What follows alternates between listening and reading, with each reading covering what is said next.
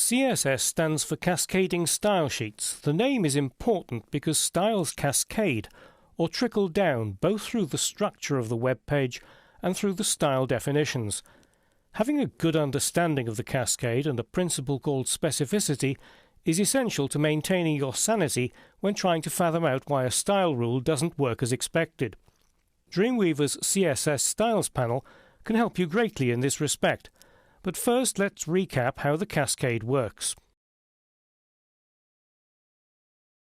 There are three sources of styles: the browser, the web designer, that's you, and the user. Each successive one takes precedence over the other, so you as the web designer can override the browser's default rules, but the user can also override yours. It doesn't happen very often, but it can, so you need to be aware of it. Inheritance is also extremely important in CSS. Text properties and list styles are inherited, but most other properties, such as margins, padding and background, are not. Inherited properties build on top of each other. For example, there's no need to specify the font family in every style rule if it's already been defined for an element higher up the document structure. But you can override inherited properties in more specific rules. For example, to apply a different font family to page headings. But what happens when two rules conflict with each other? The general principle is that if both styles have equal weight, the style that comes lower down in the style sheet takes precedence. But the problem is that not all selectors are equal, and that's where the principle of specificity comes in. The official way of calculating specificity uses four numbers separated by commas. To work out a style rule's specificity, you add up the values of each part of the selector in each comma-separated group. These examples should make it a little bit clearer.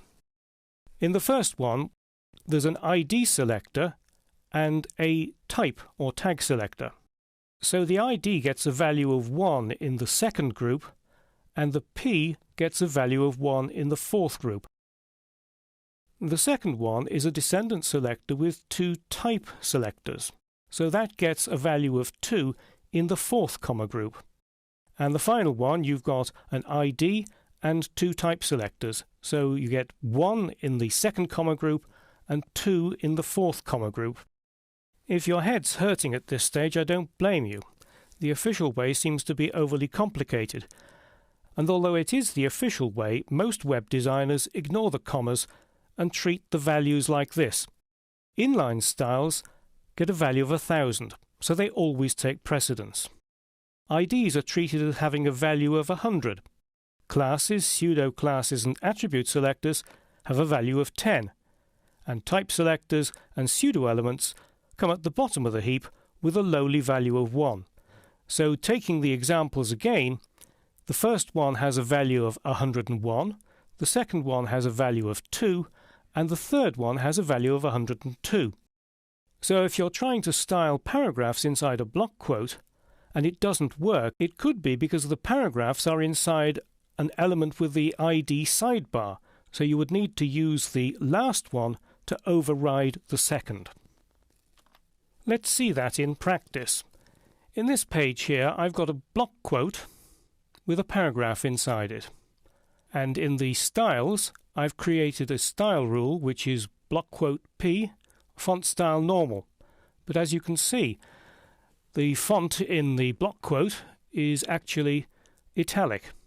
And that's confirmed by the CSS Styles panel, which tells me that the properties for my current selection are determined by sidebar P, and the font style is italic. If we look here in the middle section, which shows us the cascade, you can see the block quote P is listed here. Let me just select that, and there's a line through font style. That indicates that it's being overridden. And if you mouse your cursor over there, you can see a tooltip which tells you that font style does not apply to the selection because it's been overridden.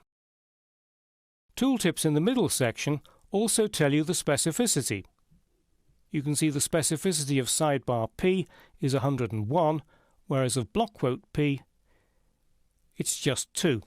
So to solve the problem, we need to create a selector that is going to overrule block quote P.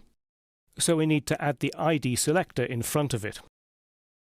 If I now refresh Design View, you can see that what has happened is that this has now taken precedence because it has higher specificity. There's one final technique for overriding rules with greater specificity, and that's to add an exclamation mark followed by the keyword important after the style definition. This is not recommended. It's inefficient because you need to add it to every property in a rule. You can't apply it to an entire rule block. It's far better to master the rules of specificity, and the Dreamweaver CSS Styles panel can help you greatly in this regard.